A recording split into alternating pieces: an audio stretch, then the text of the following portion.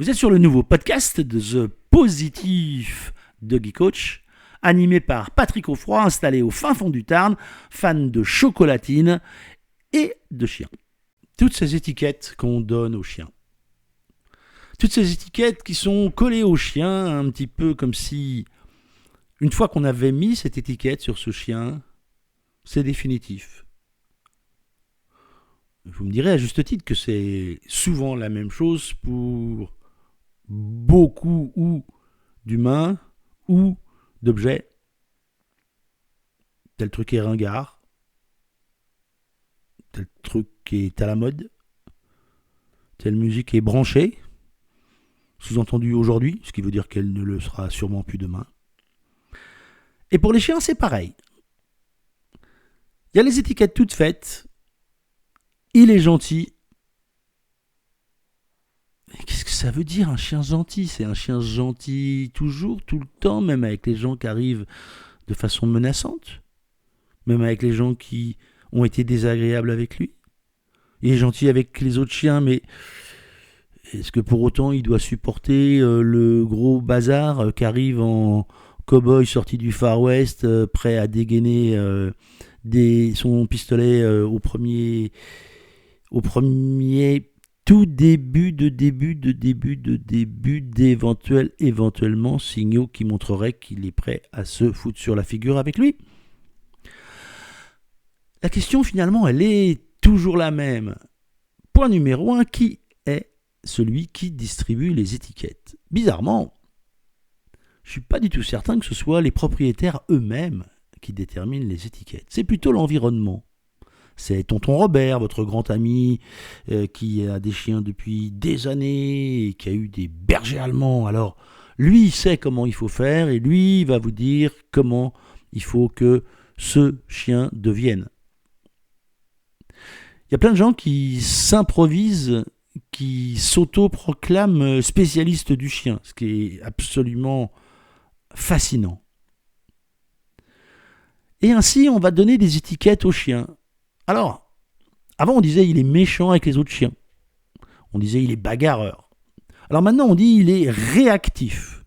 Alors, ça ne veut pas tout à fait dire la même chose. C'est-à-dire qu'au moins quand on dit il est réactif, on a compris que le chien a une réaction par rapport à une modification de son environnement. Il y a des chiens réactifs qui restent dans leur jardin, ça n'existe pas. Parce que par définition, ils ne sont pas en situation de devenir réactifs. Et donc on a plein d'étiquettes comme ça, qu'on a donné aux chiens par on ne sait pas qui, souvent des gens qui ne sont pas des professionnels ni de l'éducation canine ni du comportement, et qui vont petit à petit mettre dans la tête du propriétaire que leur chien est comme ci ou comme ça. Je ne veux pas aborder le sujet tout de suite des gens censés être spécialisés dans le comportement du chien, qui ne le sont pas, par exemple les vétérinaires, qui sont des gens formidables pour soigner les chiens et qui pensent que, au prétexte qu'ils savent soigner des chiens, ils sont en capacité de nous parler de leur comportement. Je pense particulièrement à certains syndromes, entre autres le HSHA, qui est un des syndromes qu'on voit aujourd'hui fleurir partout.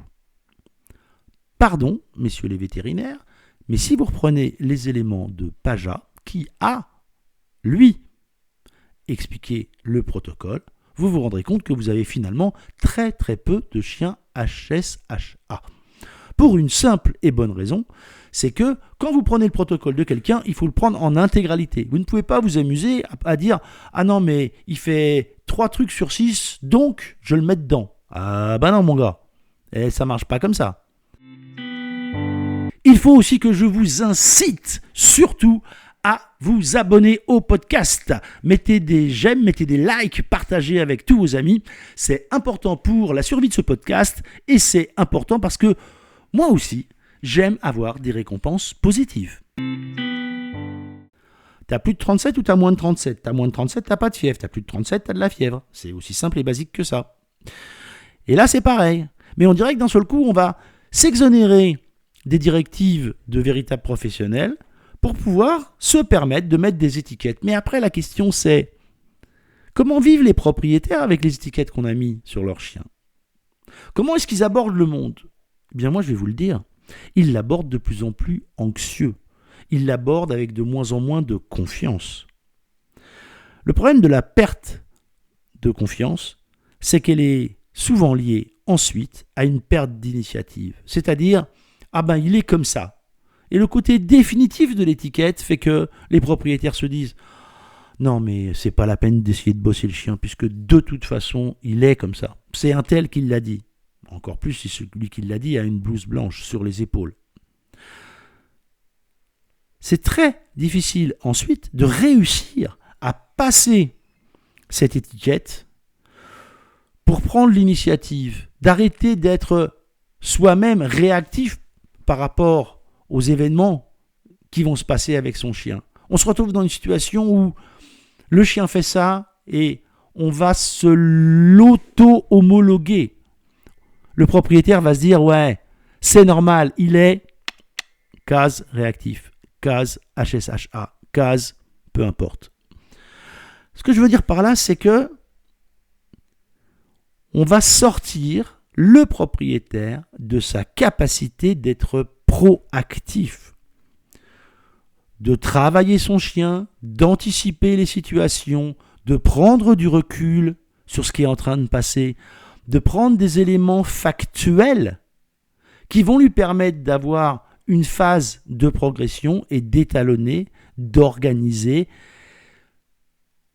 l'embarquement de son chien dans une aventure qui va l'amener vers et plus d'apaisement pour le propriétaire et plus d'apaisement pour le chien.